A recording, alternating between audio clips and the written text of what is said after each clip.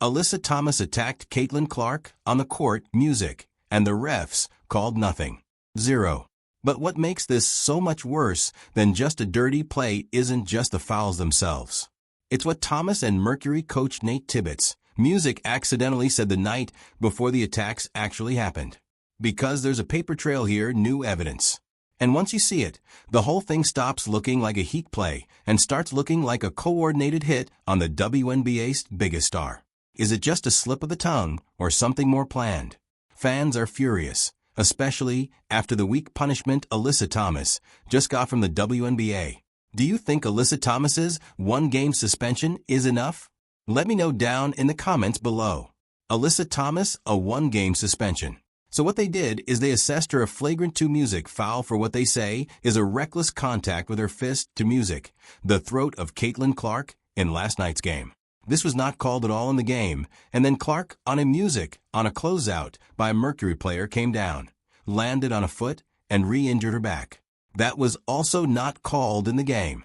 When you watch the June 24th footage with fresh eyes, knowing what Thomas and Tibbetts were saying the night before, the plays stop looking like basketball. They look like a checklist getting ticked off one by one. We'll get to exactly what they said in a bit. But first, let's walk through what actually happened to Clark on that court, streaking to the basket. And here's what hustle players are all about. You got 3 Phoenix players around Caitlin Clark. And yeah, I mean Caitlin to the ground, and oh, that's a hand to the neck. And then Alyssa Thomas steps over. See, that's the kind of stuff that can incite some future trouble. It all went down in the second quarter. The ball wasn't even near Thomas and Clark when Thomas kneed Clark in the groin while Clark was on the ground right there. That's already a flagrant foul in any normal officiated game. But the whistle never came. Thomas then pressed her fist directly into Clark's throat and neck area while using Clark's body to push herself up off the floor. Not an accident, not a basketball play, just a fist into a throat with the ref standing right there watching the whole thing. And then Thomas tried to step over Clark, who was still on the ground. And Clark had to physically dodge out of the way to avoid getting stomped. 3 separate acts, 1 possession, no call. You're watching one of the most watched players in women's basketball history take a knee to the groin, a fist to the throat, and nearly get stepped on while she's down. And the music refs just let the game keep rolling like nothing happened. No huddle, no music review, no conversation between officials. The game just continued. You got to give landing space when a player comes up. But that's not all.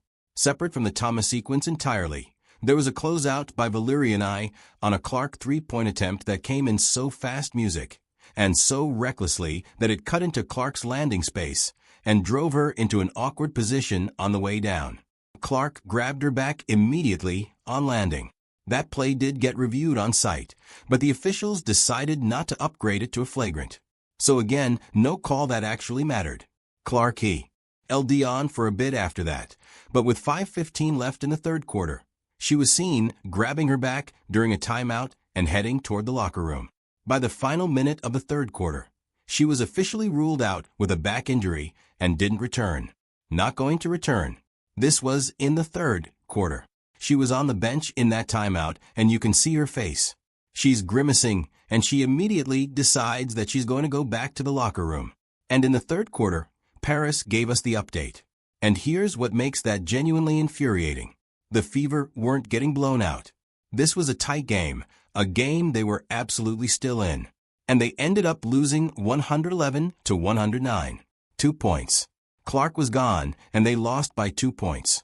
Before she left, Clark had already dropped 19 points and dished out 8 assists in just 20 minutes of play, which means she was basically on pace for a 30-point, 10-assist game before Thomas, and that reckless closeout took her out of the equation.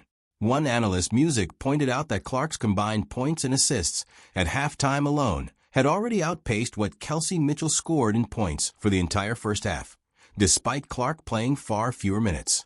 So, the Fever didn't just lose a player, they lost a player who was absolutely cooking that night. Clark sidestepped 3 fading hits. 5:01 screaming. All she needs is a little bit of room to see the ball.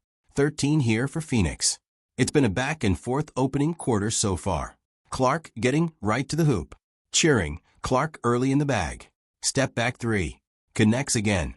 For plays, no live calls on any of them. And once the WNBA actually sat down and reviewed the footage after the music game, they upgraded the Thomas play to a flagrant foul, too, which is the league's own way of admitting, yes, that was a flagrant music foul.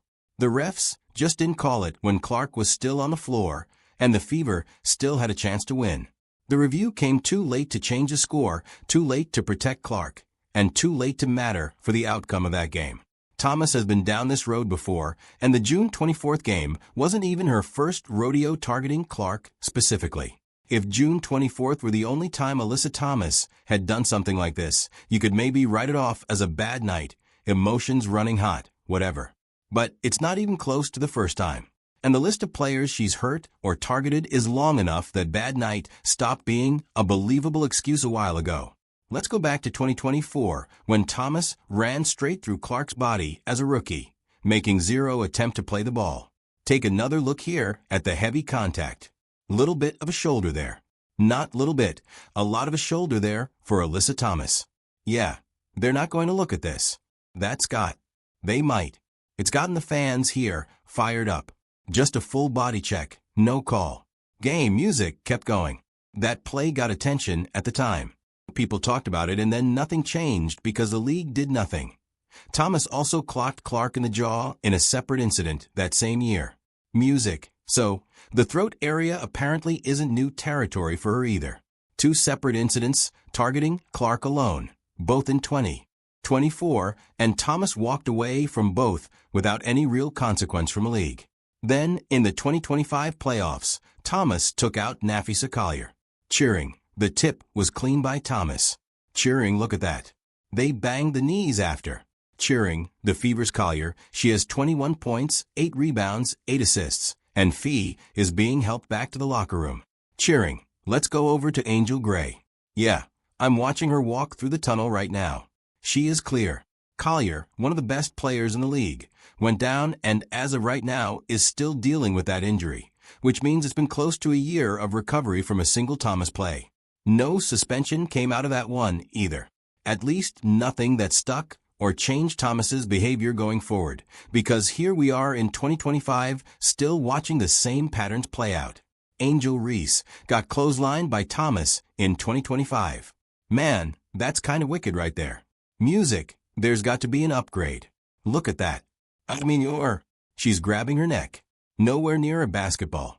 Yeah, and then pulls her down. Not a hard foul. Not an aggressive box out. A clothesline. And during Unrivaled, Thomas went after Cameron Brink's already broken nose, which isn't even in the same category as playing physical basketball. Brink's nose was already injured and Thomas targeted it. That's not competitive aggression. That's just going after someone's known weak music spot with intent. Here's where it gets interesting. Because when you look at all of these together, the pattern isn't just that Thomas plays hard or that she's physical. It's that she consistently goes after players who are music stars or already hurt. And she does it in ways that tend to fall just outside what refs are actively watching for in real time. A body check here, an elbow there, a knee while someone's already on the ground. Each play individually might get written off. All of them together across multiple seasons and multiple opponents start telling a very different story. Any bump to the face. Oh gosh, it's got to be so tough. Music, Cameron, just with the wherewithal getting hit and still made the basket. That was super impressive. And it's not just Thomas doing this in a vacuum. The Mercury, as a team, have been involved in chippy, aggressive situations repeatedly this season. So this isn't one player going rogue while the organization stays clean. The aggression runs through the whole roster. Music. And as we're about to get into, apparently through the coaching staff's game planning, too. People in the comments have been pointing out that Thomas reportedly backed down when Maisha Hines-Allen stepped up Music and confronted her directly after one of the June 24th incidents, which tells you something. Players who genuinely don't care about consequences usually don't flinch. But Thomas flinch. So she knows exactly what she's doing. She just does it when she thinks she can get away with it. And most of the time the refs have let her. Hines-Allen muscle on muscle, and Hines-Allen wins the battle and a foul. Be physical, and in the post-up game is one place right here. 2 hard dribbles, gets the leverage, playing undersized. And so when you line up the 2024 Clark body check, music, the Collier injury, the Reese clothesline, the Brink targeting, and now the June 24th throw punch and knee to the groin, you're not looking at a player who occasionally crosses a line. You're looking at a documented multi-year pattern with specific victims and 0 meaningful punishment. And now there's new evidence proving Thomas, DeWanna Bonner, and head coach Nate Tibbetts planned the June 24th attack on Clark all along. Most dirty plays in basketball get chalked up to the heat of the moment. Emotions boiling over, competitive instincts gone a little too far. That excuse works sometimes. It did not work after June 22nd because what came out of that post-game wasn't emotion.